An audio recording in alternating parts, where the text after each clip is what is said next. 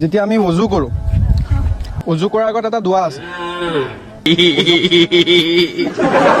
ওযু কৰাৰ আগত এটা দোৱা আছে যদি সেই দোৱাটো পঢ়ি লওঁ তেনে যিমান দেৰিলৈকে আমি ওযু কৰি থাকিম ফৰিস্তাসকলে আমাৰ কাৰণে নেকি লিখি থাকিব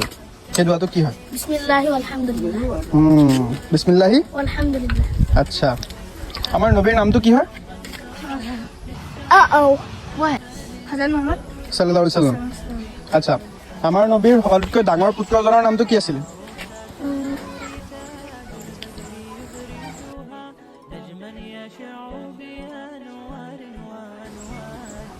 কাছিম ৰাদিয়াল্লাহু তাআলা একেবাৰে সৰু ছোৱালীজনীৰ নামটো কি আছিল আল্লাহৰ নবীৰ ফাতিমা ৰাদিয়াল্লাহু তাআলা হা আৰু আল্লাহৰ নবীৰ সকলোতকৈ সৰু ল'ৰাজনৰ নামটো কি আছিল